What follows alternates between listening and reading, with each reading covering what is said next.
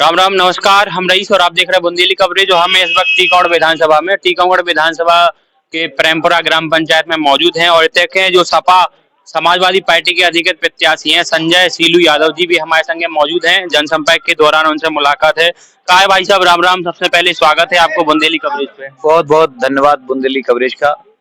कहा है भाई साहब, जनसंपर्क चल रहा लगातार काफी समय तक। काफी जो समाजवादी पार्टी के चाहने वाले हैं, आपके चाहने वाले हैं, वे लगातार आपके संगे जनसंपर्क कर रहे हैं। कहा है इस बार माहौल का है टीकमगढ़ विधानसभा में?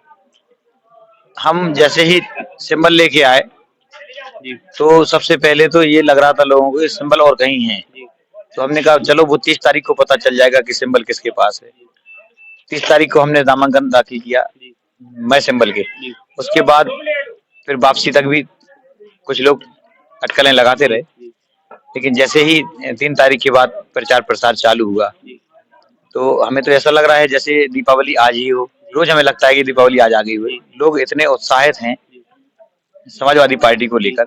जहां हम जाते हैं, जिस गांव में जाते हैं, तो गांव के गांव साथ में चल पड़ते हैं। जी चाहे वो दरी दरगवा हो, चाहे डूंडा टोरा हो, चाहे ककरवा हो, बेलाटरिया हो, चाहे प्रेमपुरा हो, चाहे लफोरा हो। जी तो पहले तो कुछ समय पहले जी कुछ गांव हुआ करते थे कि हाँ ये गांव समाजवादी पार्टी हो जाते हैं, लेकिन आज हमें ऐसा लग रहा है कि कंपटीशन होगा जी कि कौन गांव आगे निकलता है। जी हाँ। किन मुद्दों को लेकर के आप गांव का भ्रमण कर रहे हैं? ऐसी कौन सी समस्या है? लगातार भाजपा 18 साल तक शासित करत रही, कांग्रेस भी लंबे कार्यकाल तक रही, और आज की स्थिति में क्या है? किन कौन सी समस्या है जो गांव में आप देख रहे हैं और किन मुद्दन को लेके आप गांव को भ्रमण कर रहे हैं? 18 साल राज करने के बाद भी इन्होंने काम नहीं किए। आज गांव में जाओ तो सड़कें नहीं है, पानी की व्यवस्था नहीं है, बिजली की व्यवस्था नहीं है, रोजगार नहीं है। और ये चुनाव हार रहे हैं तो इन्होंने लाडली बहना निकाल दी। चप्पलें दे रहे थे, चप्पलें बांटेंगे, कंगे बांटेंगे। तो अब ये इतने नीचे आ चुके हैं कि ये सत्ता के लोभी हो चुके हैं। ये कुछ भी कर सकते हैं। इन्होंने कितना कर्जा ले लिया है, उसके बाद भी ये सत्ता छोड़ना नहीं चाहते हैं, लेकिन जनता भगा रही है। अभी नहीं, जनता भगा देगी।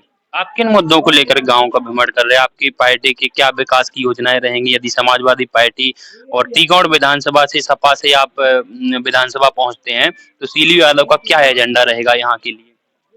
हमें मौका मिलता है और गठबंधन में अगर सरकार बनती है तो हमारा हमारा सबसे पहले तो ये रहेगा कि जातिगत जनगणना हो, जी महिलाओं को पेंशन मिले, जी 300 यूनिट बिजली फ्री मिले जी और पुरानी पेंशन चालू हो, जी और स्वास्थ्य, शिक्षा, रोजगार पर हम काम करेंगे। जी। यहाँ एक सबसे बड़ा बुंदेलखंड में मुद्दा रहा पलायन का। रोजगार की कमी है सबसे ज्यादा। शिक्षा तो जैसे अभी शिक्षा के मामले में मध्य प्रदेश का टीकमगढ़ जिला 92वें नंबर पे आता है।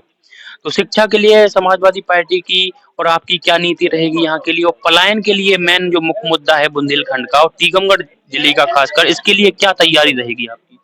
स्वास्थ्य शिक्षा के लिए तो ये है कि सभी शिक्षा के क्षेत्र में नजर रखी जाएगी और ग्रामवासियों को भी कहा जाएगा कि कम से कम जो टीचर हैं, जो 60-60, 70-70 हजार रुपए वेतन ले रहे हैं, तो आप भी उन पर नजर रखें और अगर कोई भी गड़बड़ करता है तो हमें फोन लगाएं। तो कम से कम इससे स्वास्थ्य का, शिक्षा का वो सुधरेगा माहौल। और रही बात रोजगार की, तो रोजगार 18 साल में एक भी रोजगार नहीं दे पाए। लोग यहाँ के दिल्ली ना जाएं, यहाँ के लोग दिल्ली जाते हैं अधिकतर। तो रोजगार अगर इन्होंने दिए होते तो आज वो लोग ना जाते। तो रोजगार पे भी हमारी निगाह रहेगी, रोजगार दिलाने का काम करेंगे। सीलू यादव का जो मुकाबला है वो 3 विधायकों से है, जो 2 पार्टी से और एक निर्दलीय है। कांग्रेस पार्टी के कद्दावर नेता कहे जाते हैं, वो यहाँ से पूर्व विधायक हैं, मंत्री भी रहे। राकेश गिरी पूर्व विधायक रहे, उनका कार्यकाल सबने देखा। आपकी स्थिति, आप किस नजरिए से उनसे अपना अपना मुकाबला देखते हैं? और आपको जनता समाजवादी पार्टी साइकिल का बटन किस तरीके से दबाएगी कि आपको लगता है कि इनसे हमारा मुकाबला नहीं है, हमारा जनता समर्थन करेगी और हम विधानसभा पहुंचेंगे? मुकाबले के संबंध में क्या? समाजवादी पार्टी का सबसे पहले तो हमारा ये कहना है कि अभी तक पार्टी ने प्रत्याशी सही नहीं दिए, तो मुकाबला नहीं हो पाता था। क्योंकि मुकाबला तो यहाँ एक तरफा है, क्योंकि समाजवादी पार्टी का वोट सबसे ज्यादा है और हमारी लड़ाई 3 विधायकों से है। लेकिन हम इसको लड़ाई नहीं मान रहे हैं, क्योंकि हम तो एक तरफा जीतेंगे, कम से कम 20,000 वोटों से जीतेंगे। क्योंकि यहाँ समाजवादी पार्टी का वोट है और उपयोग ये लोग कर रहे थे। वो इसलिए कर रहे थे क्योंकि अभी तक समाजवादी पार्टी ने सही प्रत्याशी नहीं दिए हैं, लेकिन इस बार प्रत्याशी सही है। ये तमाम अटकलें लगती हैं समाजवादी पार्टी प्रत्याशी से नहीं है। पिछली बार चरण सिंह यादव यहाँ से लड़े, समर्थन दे दिया, या कहें कि वो अपनी टिकट को बेचने का भी आरोप लगता है हमेशा पार्टी पर, और इस पे आपका कोई विचार? चरण सिंह यादव 2013 में चुनाव लड़ने आए तो चरण सिंह यादव पे आरोप लगा बाहरी प्रत्याशी की। 2018 में हमने टिकट मांगा था, हमें नहीं मिला। एक भाजपा से आए थे, उन्होंने चुनाव लड़ा और चुनाव लड़ा तो 2 दिन प्रचार किया, 2 दिन बाद तीसरे दिन वो बैठ गए थे या मैनेज हो गए थे। तो प्रत्याशी, हमारा कहना यही है कि प्रत्याशी सही नहीं दिए, और प्रत्याशी जब आज की मांग है कि प्रत्याशी स्थानीय चाहिए और ऐसा चाहिए जो जनता के बीच में काम करता हो, जनता के बीच में 24 घंटे अपने सेवा देता हो। तो ये जनता को विकल्प मिल गया है, तीसरा विकल्प। और टीकमगढ़ की जनता, टीकमगढ़ विधानसभा मेरा परिवार है और टीकमगढ़ के परिवार को तीसरा विकल्प मिल गया है, बहुत मजबूत मिल गया है। अब यदि यहाँ पे मध्य प्रदेश में अभी सारे पार्टियों के स्टार प्रचारक लग गए हैं जोर शोर से, तो यहाँ आपकी जो स्टार प्रचारक हैं समाजवादी पार्टी के अखिलेश यादव जी, उनकी कोई सभा या कार्यक्रम निर्धारित है क्या टीकमगढ़ विधानसभा में अभी 17 तारीख के पहले? जी, हमें 15 तारीख के पहले कार्यक्रम मिलने वाला है और माननीय राष्ट्रीय अध्यक्ष जी से कल हमारी बात हुई थी खजुराहो में, तो वो कह रहे थे कि हम जल्दी कार्यक्रम देंगे और आएंगे, टीकमगढ़ जरूर आएंगे।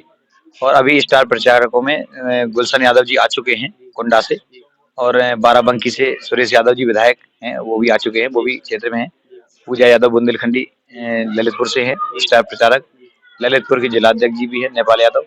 बाकी ललितपुर से उनके साथ टीम, पूजा बुंदेलखंडी जी के साथ भी टीम है, काफी लोग आ रहे हैं। अभी 17 तारीख को मतदान है, तो उससे पहले जनता को कोई संदेश बुंदेली कवरेज के माध्यम से?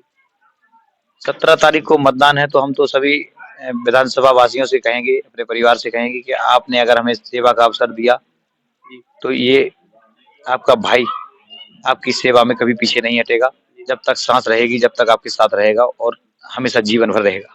बहुत बहुत धन्यवाद भाई साहब हमें समय देने के लिए। और ये थी बुंदेली कवरेज की छोटी सी मुलाकात सपा के अधिकृत प्रत्याशी संजय शीलू यादव जी से। नमस्कार, जय बुंदेली, जय बुंदेलखंड।